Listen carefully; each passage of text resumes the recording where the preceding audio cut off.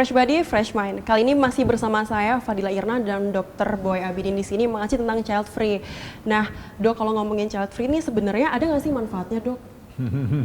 Menurut dokter aja sendiri gimana? Sebenarnya kalau kita lihat dari sudut pandang sisi positifnya ya, untuk orang yang memilih child free, ya dia tidak direpotkan dengan faktor finansial ya, untuk biaya sekolah, biaya kesehatan, biaya segala macam, itu mungkin jadi satu hal yang dianggap sisi positif ya, karena dia nggak harus menabung dan harus segala macam untuk anak ya. Kemudian sisi positifnya lagi, dia bisa fokus di pekerjaannya, artinya dia tidak terganggu dengan harus ngantar anak, tidak mengganggu tergantung dengan ya macam-macam yang kadang-kadang kalau lagi bekerja sudah ada anak nangis, anak sakit dan segala macam, itu kan juga terganggu ya. Itu sisi positif dari sisi dianya, di sisi yang menganut sisi child free ya. Nah ini kalau ditanyakan mengenai sisi positif, banyak lagi sisi positifnya. Artinya ya kalau kita lihat dari sisi mungkin dia tidak harus menyediakan tempat tinggal yang luas, tidak harus menyediakan ya macam-macam, tidak ada stres kekhawatiran, pikiran, beban pikiran segala macam. Dari sisi dia ya, dari sisi positif itu. Mungkin juga menurut mereka menurut mereka punya anak jadi kayak bikin nguras emosi, nguras pikiran dan segala macam mungkin ya. Okay. Nah tadi kalau kita ngomongin manfaat, dampak buruknya ini apa sih, Dok? Ya, kalau dampak buruk ya di luar kita bicara masalah dampak buruk terhadap kesehatan reproduksinya. Dampak buruknya adalah mungkin tuntutan dari keluarga. Ya, artinya belum tentu nih kalau dia mau menganut child free ya si wanitanya, pasangannya, suaminya setuju atau tidak. Kemudian keluarga suami setuju atau tidak, keluarga istri, orang tua dia sendiri setuju atau tidak ya. Jadi kalau kita bahas dari sisi konteks child free, yang dianut biasanya perempuannya yang pengen child free gitu ya, karena dia nggak mau repot hamil dan nggak mau repot segala macam itu. Jadi nah itu dampak negatifnya adalah tadi, apakah tuntutan keluarga itu bisa nggak dia handle seperti itu. Itu akan menjadi beban tersendiri, mungkin nanti bahkan dia dikucilkan, mungkin makanya dianggap dia bukan anggota keluarga lagi ya. Itu kalau dari sisi, kalau di kita kan di Indonesia memang kalau orang sudah waktunya menikah, pasti ditanya nih kapan kamu nikah gitu kan, yang kadang-kadang nggak semua orang suka ditanya itu. Kemudian sudah menikah, kok nggak hamil-hamil gitu ya, udah hamil punya anak satu, kok nggak nambah-nambah gitu ya. Jadi itu memang budaya kita seperti itu. Tapi sebenarnya kalau kita bicara dari sisi keseluruhan ya, memang manusia itu hidup adalah fungsi untuk bereproduksi.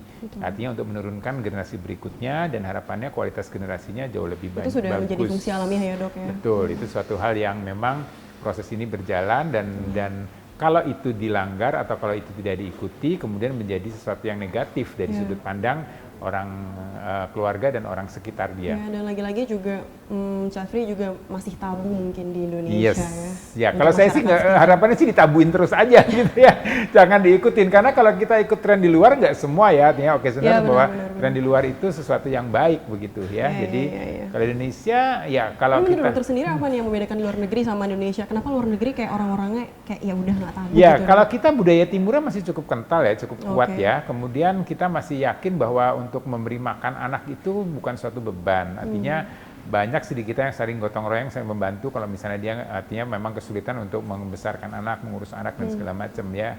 Budaya kita masih cukup kuat kekeluargaannya, dan kemudian di budaya kita juga artinya ikatan keluarga itu, atau bukan ikatan keluarga ya, pewarisan keluarga ya. Mungkin kalau di orang Batak, orang Padang itu kan kalau itu dia harus punya anak laki, dia harus punya anak perempuan untuk meneruskan generasinya. Itu sebenarnya ya untuk keberlangsungan budaya di kita begitu. Oke. Tadi kan dampak secara psikis ya, Dok, bisa kita bilang. Nah, kalau dampak jangka panjang secara reproduksi wanita nih, terutama wanita, apa sih, Dok? Ya, kalau menarik untuk wanita ya. Jadi kalau kita bicara yang child free, ini bicara adalah memang dia tidak mau punya anak, ya. Kan kalau kita bicara usia reproduksi itu di usia 20 sampai 35 tahun, ya. Kemudian dia sudah menikah atau dia baru menikah di usia di atas 35, ya. Kemudian dia pikir, aduh, saya kalau misalnya ini pasti akan susah punya anak. Kemudian dia berpikir ya udah deh, gue ambil aliran child free aja, gue nggak punya anak gitu. Itu sebenarnya suatu pembenaran atau justifikasi bahwa memang mungkin dia kalau hamil susah karena umur dia sudah memang susah untuk mendapatkan keturunan. Kemudian dia bilang, oh saya ikut aliran child free. Tapi mungkin sebenarnya dia dalam hati kecilnya dia berpikir bahwa sel telur saya, ovarium saya sudah menurun kualitasnya, kuantitasnya. Ya, jadi sisi itu tadi kalau kita bicara dia memang tidak punya anak, artinya hati-hati nih, paparan hormon ini akan terjadi terus-menerus ya. Begitu dia tidak mau punya anak, artinya dia akan tidak pernah berhenti paparan hormon itu. Nah, kalau tidak pernah berhenti paparan hormonnya, maka akan risiko keganasan di sana.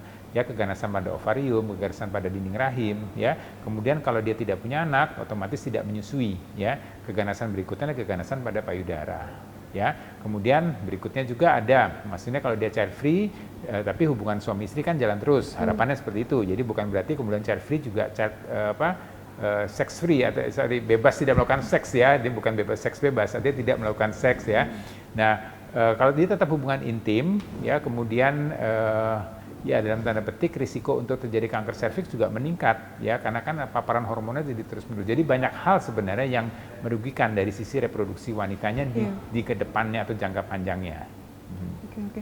Nah makanya tadi saya sempat baca di beberapa artikel gitu, kenapa child free tuh membuat umur kita jadi lebih pendek ya dok katanya. Mungkin itu benar nggak sih dok? Karena tuh kalau umur saya nggak bisa kasih komen ya. Jadi kalau umur saya nggak bisa kasih komen. Tapi tetap bahwa dia memang berisiko untuk terjadinya kanker. Kalau kita bicara dia kena cancer, keganasan, maka memang akan menjadi usia harapan hidupnya akan menjadi menurun begitu ya. Jadi kalau orang cancer kan biasanya kalau cancernya ketahuan dalam stadium yang lambat atau yang lanjut, ya kemungkinan dia akan bisa terjadi kematian lebih awal ya. Tapi ini kan satu hal yang ya artinya bisa dideteksi sebenarnya ya. Jadi kalau masalah umur sih itu walau alam, tapi memang ada risiko ke arah sana. Ada risiko ke arah sana. Kira-kira presentasinya berapa persen nih dok? Wah kalau presentasi sangat bervariatif ya.